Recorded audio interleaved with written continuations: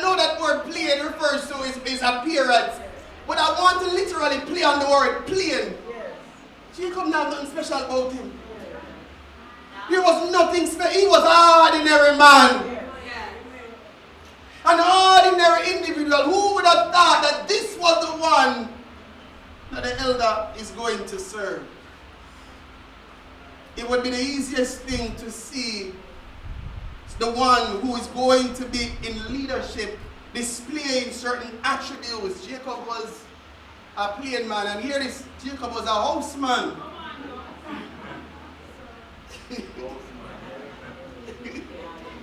Jacob was an indoors man.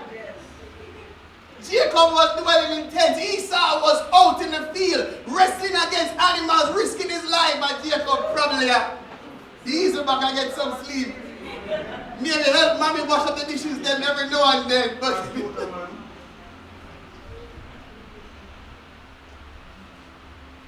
stop allowing people who see you as ordinary to cause you to doubt your value in God. Stop allowing people that treat you as not important to make you not understand that you are one of God's rising leaders. You are on the brink of moving into your destiny. No man called you, and no man could decide the calling and the destiny that is on your life. God has chosen you from birth to be a leader. So they grew up. Isaac loved Esau because he did eat of his venison, but Rebekah loved Jacob. So the first problem with this family is favoritism. Father loved Esau because of food. I get to wait to a man. It's really stubborn, is it? And Rebekah loved Jacob. So the parents were having issues with favoritism. And one of the things that you have to establish as a leader, whether a leader in your home or a leader in your workplace, you have to be someone that's fair and just. You have to be one that can call a spade a spade. You have to be one that will be able to decide fairly, especially in conflicts, because conflicts will arise under your leadership. You're not going to be a leader without conflict.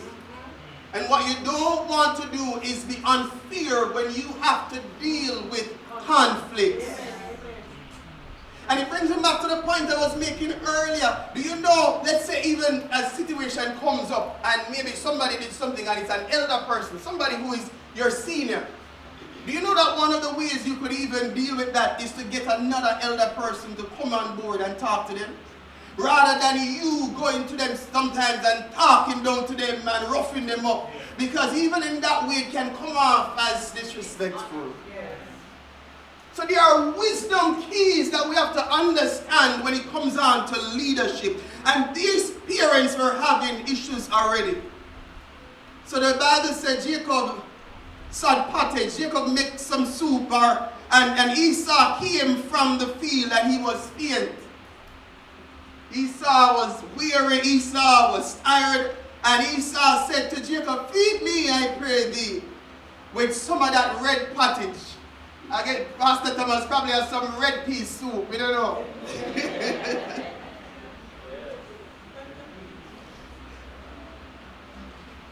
Therefore, his name was called Edom.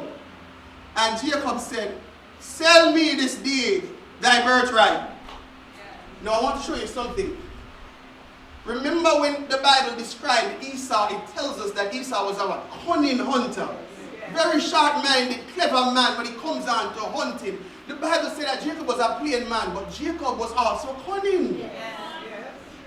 And that's why I'm telling you, not because somebody's gift is not highlighted doesn't mean it's not there. The Bible didn't carry Jacob as somebody that was cunning, but it was there. Jacob was a cunning businessman. Esau was the cunning hunter. Jacob was the cunning businessman. He said, "Make a deal with me."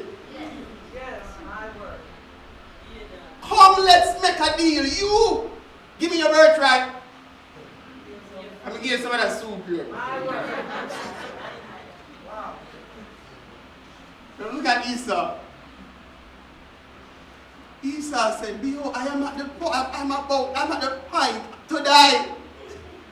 What profit shall this birthright do to me? You know what Esau said? Me are dead for hungry and you come tell me about birthright. No. Another thing you have to be careful of is be careful that you do not exaggerate your pain. Be careful that you do not exaggerate your pain. What I mean by that? You really think that Esau would have dead if he not eat some of this?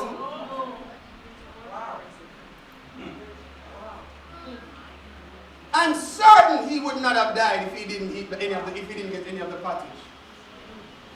And sometimes we allow our pain. Listen, sometimes we are going through temporary situations and we make permanent decisions. Let me say that again. Sometimes we are going through temporary situations and we make permanent decisions. This was a decision that was going to affect him for the rest of his life. This was a decision that was going to cause him to fall in the disfavor of God because of how he treated his birthright as the firstborn. Jacob says, swear to me this day. I tell you, say Jacob was a cunning businessman. Come give me a contract. Yeah.